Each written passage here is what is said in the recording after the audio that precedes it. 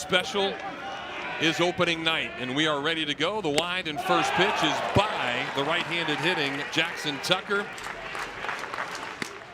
And that one is by him. 99 says the radar gun. That thing might be juiced tonight, but either way. Yeah, the Gators certainly got on a roll in the postseason. I had a guy in front of me. No, actually I didn't. That one is pulled, and that one is going to be fair down the left field line. Should rattle around. Shelnutt's going to go try to chase it down, and they're going to send the runner. And with that double, St. John's is going to take the early lead. He's their power threat. He goes down and gets this. This wasn't a bad pitch, actually. Just about knee high. Away record. The 1-2 pitch. That one is lined down the right field line, and that's going to bring another run home. Good play by Robertson. He'll hold Samick to a single, but back-to-back 2-out base hits, and St. John's is quickly ahead 2-0 of their run scored from a year ago. And that one's a little bit low. They were bad in the postseason down the stretch too. There's a good changeup, and Fisher will get a couple of strikeouts, leave a couple on, but St. John's brings a couple of ins. 2 runs on 2 hits in program history as well. As a 3-1 is hit hard right into the shift, it'll be gobbled up by Brienza, and a 1-2-3 inning for the righty as Jace Jeremiah, the shortstop, steps in, and that one is high. So a leadoff walk, being a part of a team, something you've done for really your entire life, as this one is bunted down the first base line. Fisher will field it, but nothing he can do with it. So a leadoff walk and then a perfectly placed bunt base hit of young guys being a part of the team. That's got to feel good as this one is bunted again. Dale Thomas will pick it up, but not in time. So St. John's playing small ball here, and just like that, bases are loaded. And that 1-0 fastball is laced out in the gap in left center field, and that ball is down. Shelnut will pick it up. A couple of runs will come in to score, though, and Scavelli will slide head first in for the double. So St. John's not scared coming in here to Gainesville, and just like that, it's 4-0. The former East Coast Conference All-Star Scavelli pulls the ball to left center field, and right now St. John's, they're doing everything right, playing small ball, and then when they get a chance, knocking in the runs, and they're feeling it. But I loved it. I needed that. As this one is hit out towards center, Jalen Guy will make the catch. And that will be deep enough for a run to score, but you could hear BT and his catching and coaching ability in there. Go to third. You know, outside of just myself, there was a collection of guys that really came back to do what we did last year, go where we wanted to go. It's a great way to build a culture around in a stadium, for that matter. Good pitch right there. Good backdoor breaking ball again. So back-to-back strikeouts. Did it back then either, so I might have a chance. I got you. Luke Heyman back up the middle. We'll see if he can beat this thing out, and he will. So that should be the first base hit for the Gators here in 2024. And was this the scoreboard that sucked me in? Came out from that way when I came in today. Saw the scoreboard, and I'm like, I should be getting ready for a game. You and Colby Halter were always there. Yeah, I would. Colby is such a student of the game as well. He loved being involved, and that's a tough double play right there. Throws strike one, his 3rd inning of work, and we'll see if he can go unscathed in this one, as this one's hooked down the left field line, curving, and that's fair, just below the 330 sign. So Adam Agresti almost leaves the yard. He'll settle for a leadoff double, and he's been on base in both of his at-bats. And there's that slider hit out towards right center field. Guy trying to run it down. He will not get there, and that ball is going to fall. And how about that, a hustle double for Ben Beauchamp. He never hesitated out of the box, and Jalen Guy maybe a little lackadaisical getting over there. 5 right here. Infield back up the middle. There's that good Slater slider, and Kaggs in foul territory will haul it in for out number 1. A couple steps in. Another slider, that one down the right field line. Robertson trying to get there, dives, and he can't. That ball is going to fall and go all the way to the wall. 2 more runs are going to score, and the 9-hole hitter, Anthony Brienza, goes the other way with a triple, and it's all of a sudden 7-0 St. John's. That's a really good piece of hitting right there. Well, and I think understanding what pitch he's going to get, and that goes back to what we talked about with scouting. Tucker quickly behind 0-2. And there's good off-speed pitch. Heyman holds on to it, and a big strikeout right there by Slater. A lot of sliders. This one's out towards Shelton. He'll gobble it up, and the throw is perfect over to Kaggs to finally retire the side. Pitch by pitcher, just start getting base runners. Well, like Dale that. laces one out towards left, There you and go, that ball is going to be off the very top of the wall. And Dale Thomas has himself a leadoff double. So back-to-back innings where the Gators get things going. And For somebody that's not throwing as hard, so to say, it's easy to, there it is right there, Mike. Robertson goes the other way. Thomas round in third, heading for home. He's a brown-eyed, handsome man. And Mikey Robertson gets the first RBI for the Gators in 2014. And Florida finally on the scoreboard here in the bottom of the third inning. Feed off of it, positive energy throughout the stadium. It does come from the dugout. You know, the nerves are out. You got to block that ball. He saw the season and grounded short.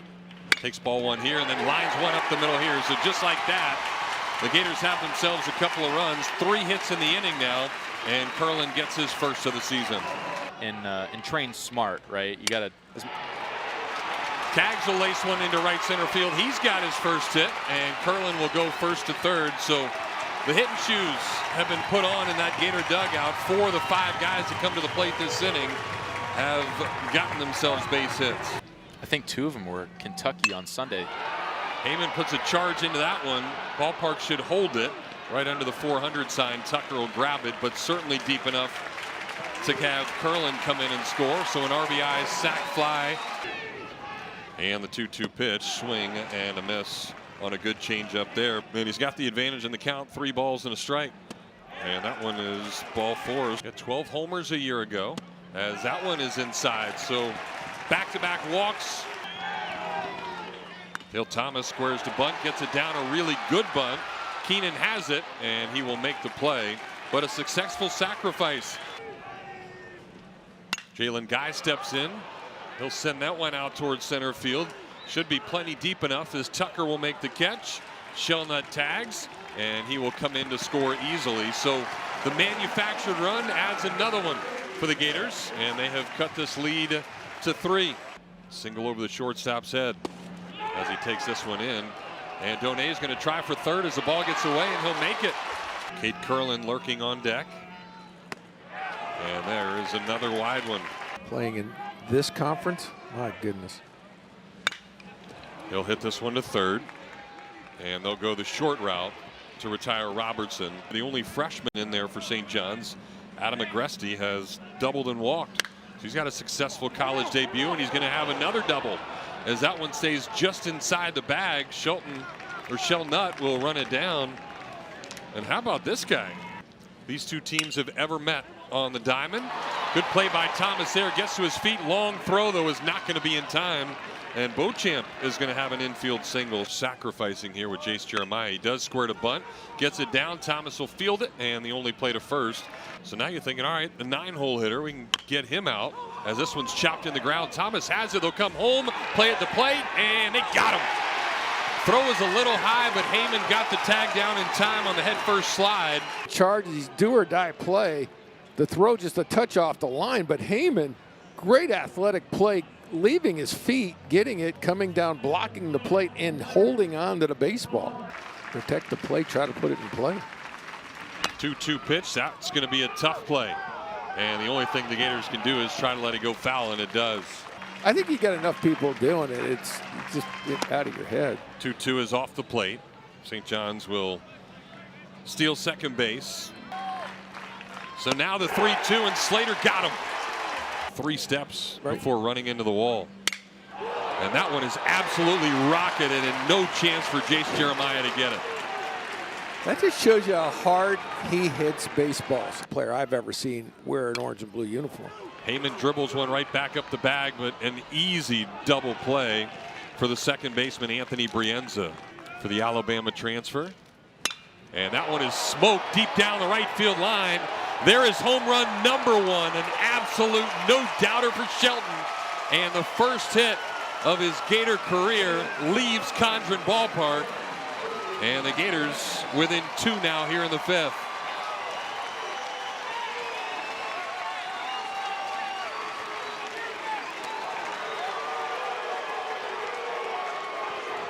And there must be some talking going on, because right when Shelton hit that, he looked out to the mound, and Kohlhauser had some beef with him. We saw a glimpse of this wearing the Alabama uniform a year ago. Yeah, you can see he's going to chirp our way down to first base. But the bottom line right there is home run, first of his Gator career. With plenty of them for Alabama a year ago. And again, I was on the umpires meeting with Paul Gillier earlier this week, and a point of emphasis was they're not going to want a lot of that this year from either side, whether it be pitcher or hitter. Well, and there's got to be some background to that and something going on. Shelton obviously knew it when he hit it, but immediately said something.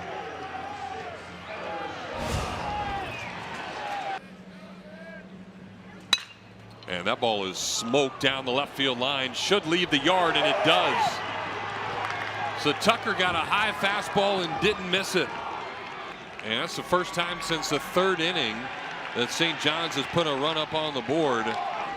And now they are back to a 3-run lead. It's 8-5. The guys from Queens came to play tonight. There was some trash talking again. So umpires are going to have a chat with Mike Hampton, the St. John's head coach. Jamison made an adjustment, but too much of one. And that'll be a 4-pitch walk. So we'll see what he can do as a junior. And the first pitch is hit fair down the left field line. Thomas couldn't do anything about it. Shelnut will go pick it up, and it looks like they're going to hold the runner on a good strong relay throw from Shelnut. Thomas will cut it off, but Jimmy Keenan doubles for the second time tonight as he goes after pitch number 1.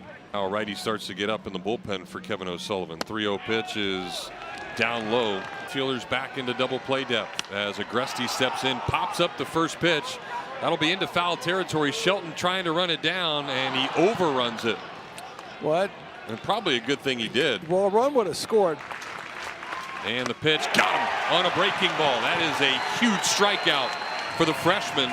Runners will be going here on the 3-2 pitch, and he misses down low. So Philpott got the strikeout, but then walks the next hitter, and St. John's now with a 4-run advantage. 3-2 pitch again, got him on a high fastball. Jeremiah chases again. Goes the other way with this one. That's got some pop into it. Scavelli trying to run it down. He won't, and that'll short hop the wall, and Shelton will lead off the bottom of the 8th inning with a stand-up double. He walked. Hits this one hard, and a great backhanded play by Mayberry. Wow. And how about Blake Mayberry playing the hot corner for out number 2. The 2-2. And that ball is hit out to center. A little lazy fly ball that Tucker will drift under and haul in for out number 3. Another Florida native from Orlando. 1-1 pitch is another pop-up. Anthony Brienza will drift into shallow right field, and the second baseman makes the catch for out number 1. So a good road record as Robertson hits a slow roller. We'll see if he can beat the pitcher covering, and he does. Was one of those BT Riopel. As there's a swing and a miss. Good changeup there, and Curlin 3-2 again, and that one will miss inside. The 1-1 pitch. That one hit out towards short. That'll be fielded. Throw across is in time, and that will do it.